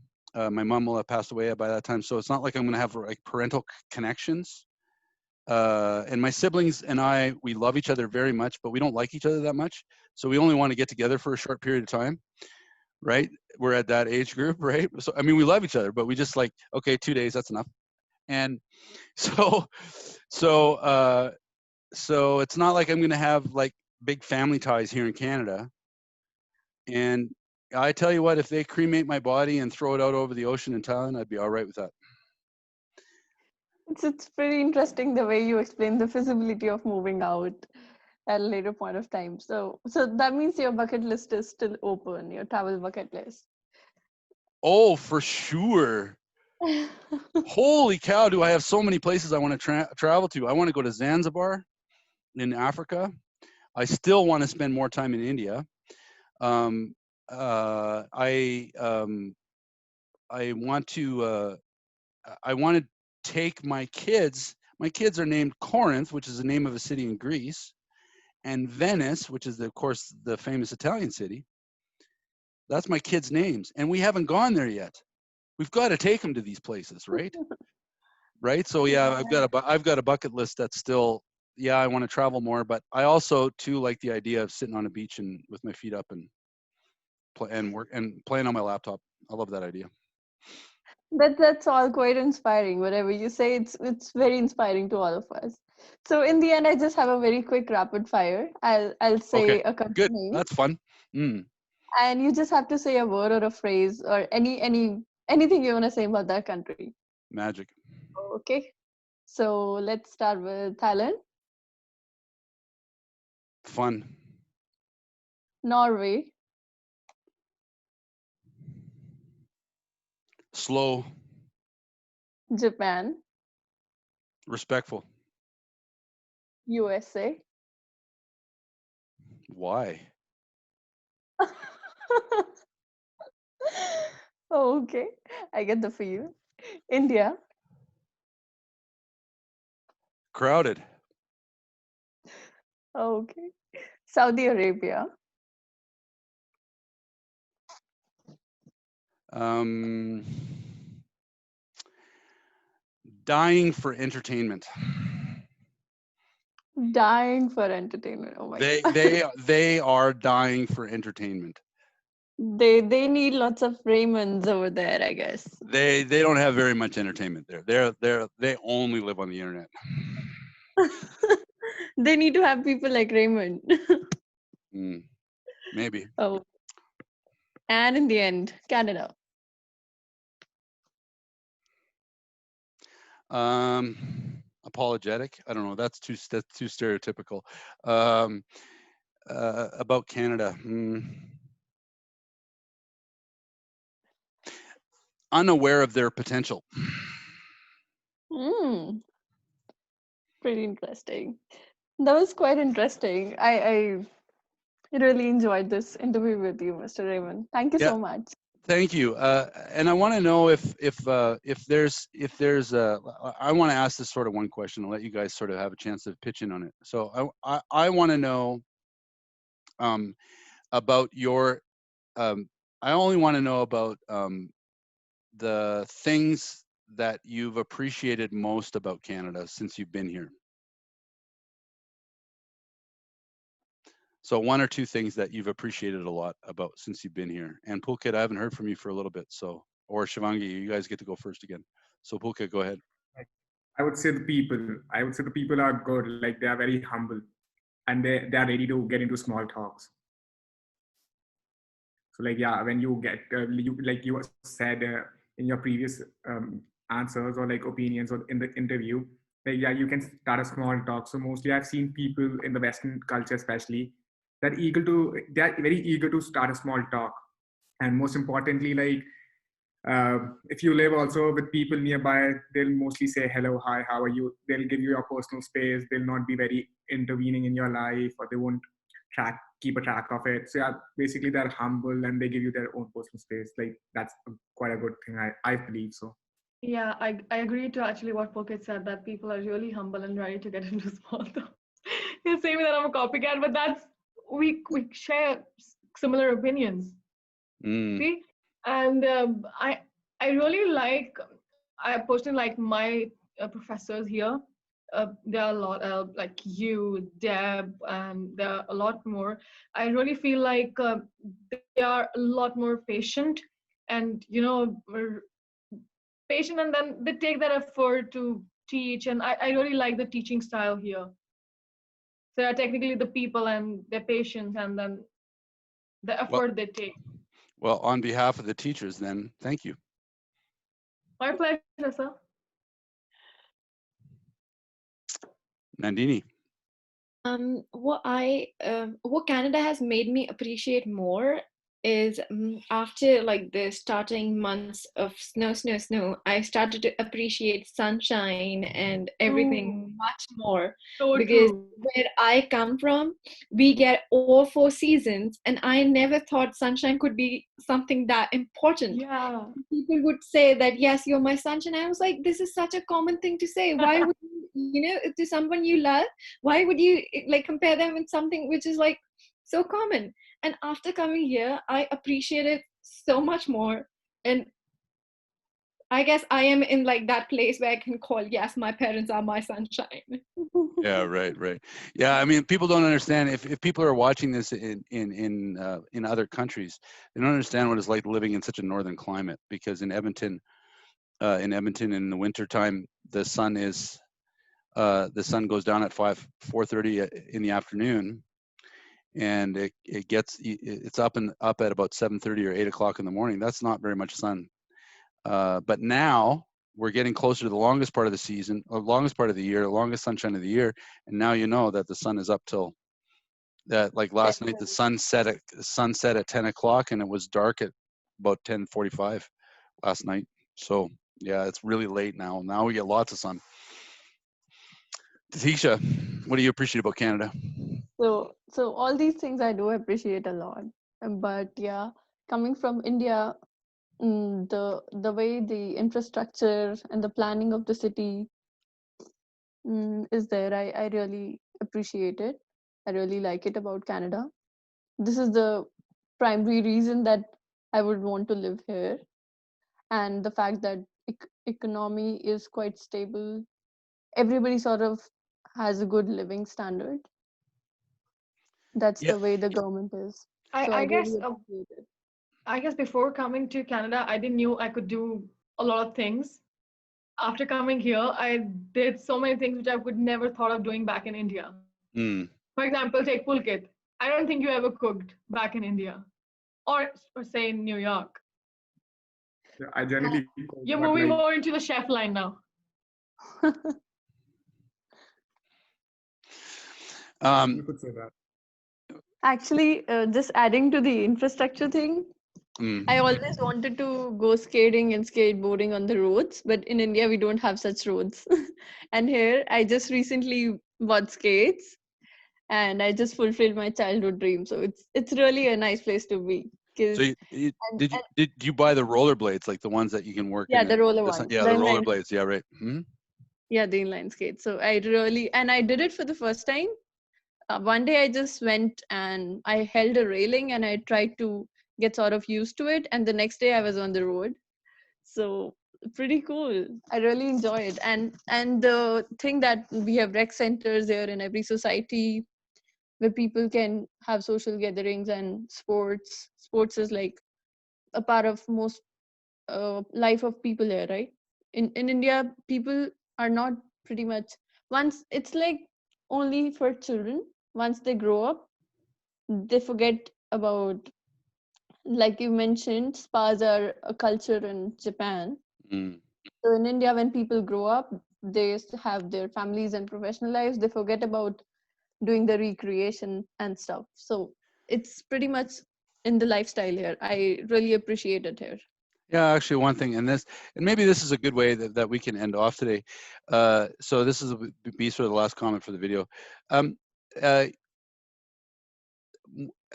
Playing sports and stuff, that was part of my life as a kid, and there's a fairly sort of athletic sense that you go outside and play a lot. That's because most Canadians, even though they live in the cities now, most Canadians of the middle age or older generation grew up in small towns. So you went outside to play. That was part of the lifestyle and part of and that's still here. But I really learned this when I went to Thailand, was that I learned that if it's not fun, it's not worth doing. If it doesn't generate an experience of enjoyment, it's not that pleasure thing I was talking about before. But if don't have this sort of general sense of enjoyment of something, it's not really worth doing. And so you should, in a sense, if you're going to be doing something, you've got to make it fun. And so I've understood this sort of kind of deep in my bones now, that if we're not playing, what the hell are we doing? Right? If play is one of the most everything should be playful. I just believe this. Everything should be playful, because actually, when you learn what kids do, when kids play, they're building relationships. When and we think that leads to competition. Play leads to kind of competitive play. Doesn't have to. Never has to. That childhood sense of play, I think, should always belong. I don't think we should mature out of childhood play. I think we should be childhood playing. And so when you talked about inline skating, that's a great example of, hey, let's play. Let's play, because that's fun. And there's somehow we get detracted from the things that are the most enjoyable. Yeah. Anyway, so I want to give that as a word of encouragement to everybody. If you're not doing it and you're not playing, I think you're wasting your time. So Shivangi, if I mentioned Shivangi because if you say you want to pursue ahead, people should pursue ahead. People should play ahead. Do it with vigor, do it with excitement, and be playful about it. I think that's such a great way to live, right? So I think that's a great thing. And I encourage everybody who's watching this to do the same thing. Also, what's the deal with socks? My deal with socks? Yeah, like why? Just socks. Okay, so I'll say it this way. I live my life on a good foundation. And I live my life on a good foundation. If I have to stand up and walk around in socks, they got to be clean and without holes. If I can feel a hole in the foundation, I know something's wrong in my life. And so I'm always wearing good socks. I'm always wearing good socks. All right. Thanks, guys. And we're going to stop the recording of the video right now. Thank you so much. And thank you very much. I'm starving. Thank you. Okay.